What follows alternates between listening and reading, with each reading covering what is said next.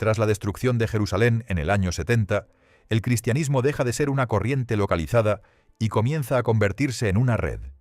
No hay centro único.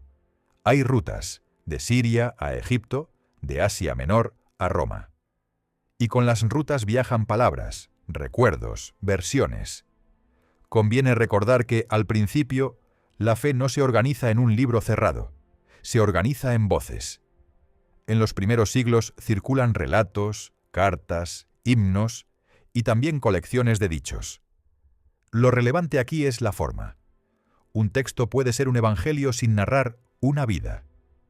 Solo palabras atribuidas a Jesús. A menudo se pasa por alto que esa variedad no era un accidente. Era el estado natural de una comunidad que todavía no sabía qué sería la Escritura para las generaciones futuras. En algunos círculos cristianos, lo decisivo no es la cronología sino el sentido.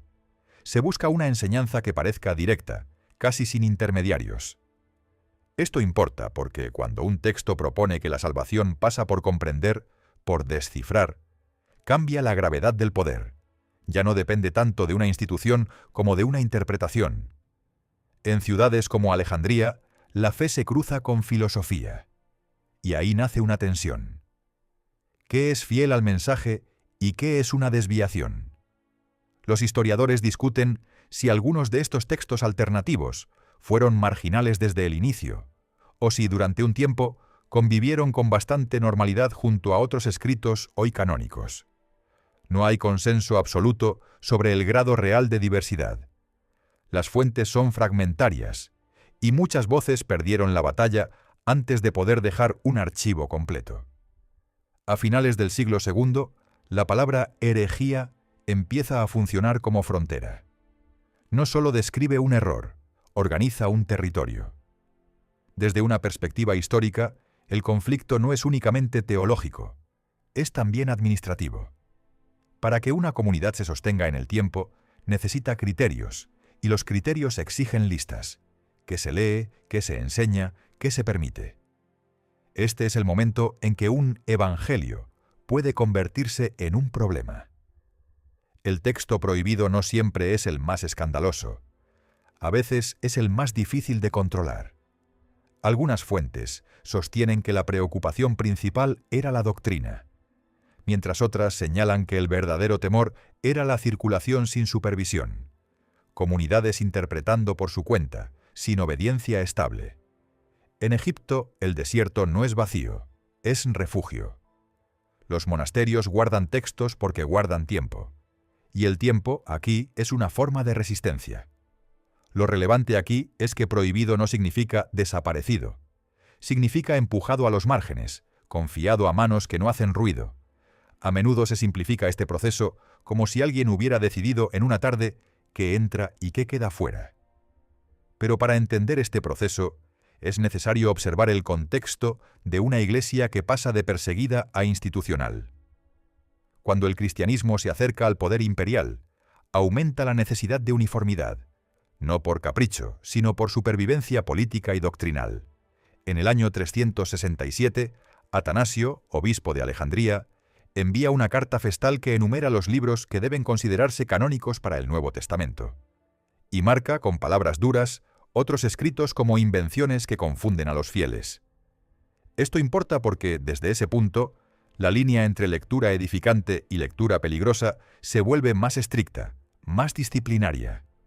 Décadas después, en el año 397, concilios regionales en el norte de África reafirman listas de libros aceptados. Los historiadores discuten si estos concilios cierran realmente el canon o si más bien formalizan una práctica que ya estaba imponiéndose.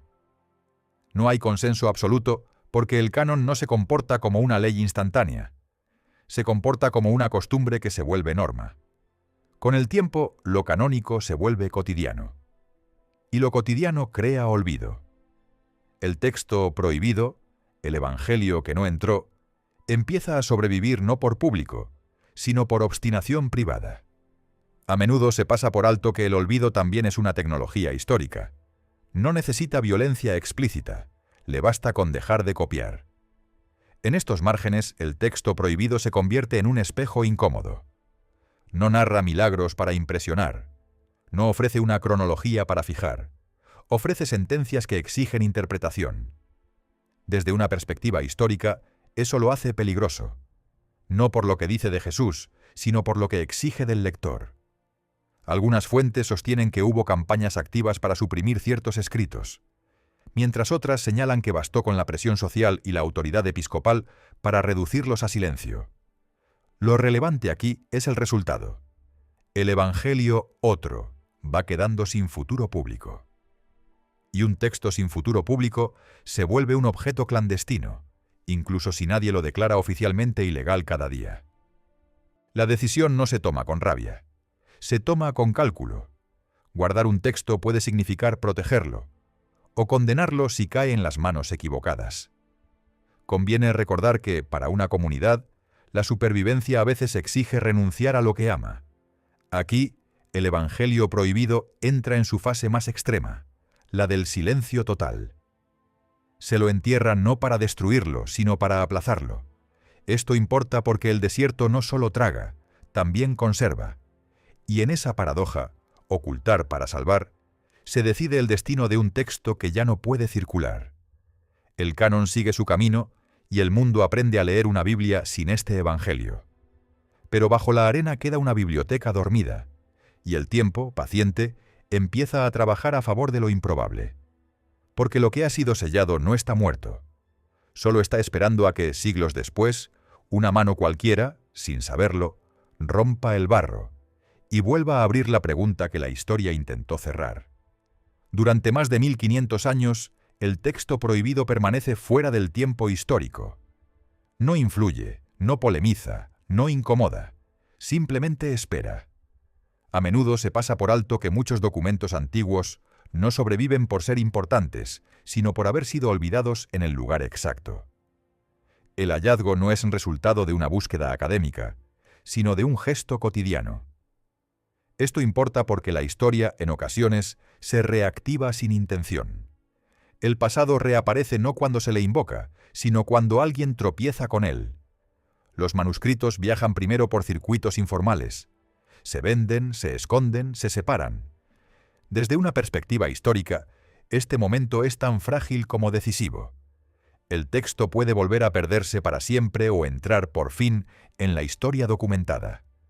Cuando los especialistas reconocen la naturaleza del hallazgo, comprenden que no se trata de un texto cualquiera. Es un evangelio distinto. No narra milagros ni pasión.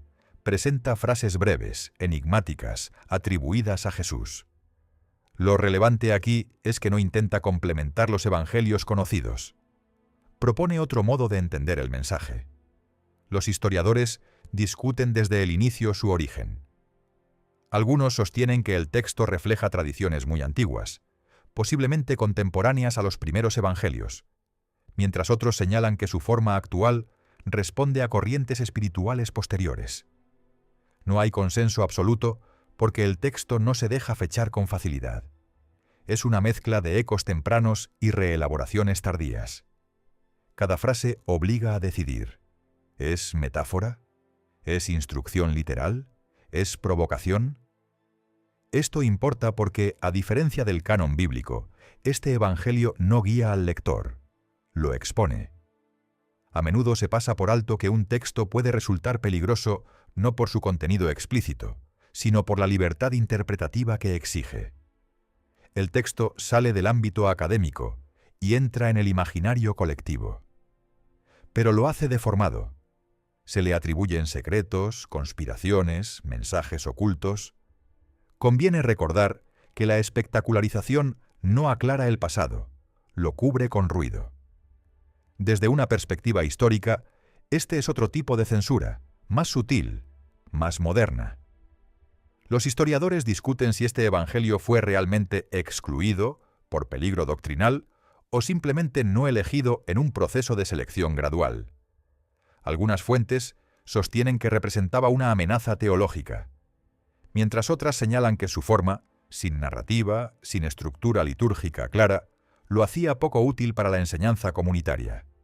No hay consenso absoluto, y esa falta de cierre es, en sí misma, reveladora. Este evangelio no habla del fin del mundo, habla del presente, no promete redención futura, sugiere comprensión inmediata. Lo relevante aquí es el desplazamiento del eje, de la historia a la conciencia, del acontecimiento al significado. Y eso, para una religión en proceso de institucionalización, resulta profundamente incómodo. El cristianismo que llega al mundo moderno lo hace con un canon cerrado. Y el canon, una vez cerrado, produce estabilidad.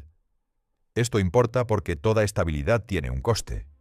Deja fuera posibilidades que ya no se consideran necesarias. El evangelio prohibido no desaparece porque sea falso, sino porque ya no encaja. Hoy el evangelio prohibido se estudia, se edita, se contextualiza. Ha perdido su carácter clandestino, pero no su capacidad de incomodar. A menudo se pasa por alto que el verdadero conflicto no es entre fe y herejía, sino entre estructura y experiencia. Para entender este proceso, es necesario observar el contexto de una tradición que necesitaba fijar límites para sobrevivir. El canon no fue una traición, sino una solución histórica. Y sin embargo, toda solución deja restos. Este evangelio es uno de ellos. Desde una perspectiva histórica, el texto prohibido no compite con los evangelios canónicos.